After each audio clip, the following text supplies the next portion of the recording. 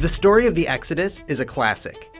Moses, Pharaoh, blood, frogs, hail, the splitting of the sea, and the liberation of an enslaved nation from their oppressors. This is what we celebrate during the springtime holiday of Passover, also called Pesach. After some extreme house cleaning, we sit down to eat matzah, bitter herbs, drink 4 cups of wine, ask 4 questions, tell lots of stories, and eat charoset made out of apples and nuts. But when we get down to it all, what really is Passover? And why do we celebrate it? At the heart of Passover is the Seder, the 15-step meal we share. And at the heart of the Seder is the Haggadah, the guidebook to the Seder. In the beginning, our fathers served idols, the Haggadah tells us. Not a very impressive start, but now God brought us close to serve him. It's a long story how we got down to Egypt, but let's just say some rainbow coats and sibling rivalries were involved. The Jewish people, all 70 of them, descended down to Egypt. And there they stayed as shepherds, and then as slaves. And they had kids, like lots of kids. Pharaoh didn't take kindly to this. The Egyptians treated us badly. They made the Jews work hard with bricks and mud. They threw the Jewish baby boys into the Nile.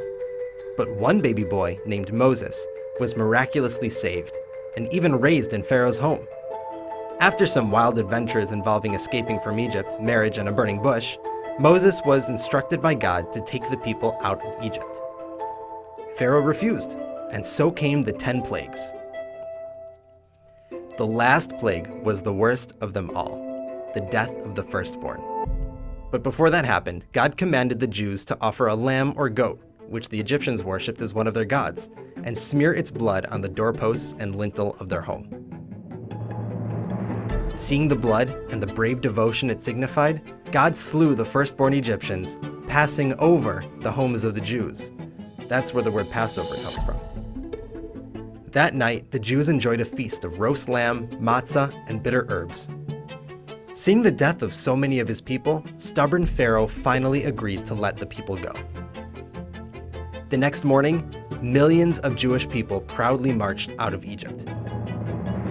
They brought dough with them for bread, but due to the haste of the Exodus, it didn't rise, baking as, you guessed it, matzah. Pharaoh changed his mind and chased after them, catching up by the banks of the Red Sea.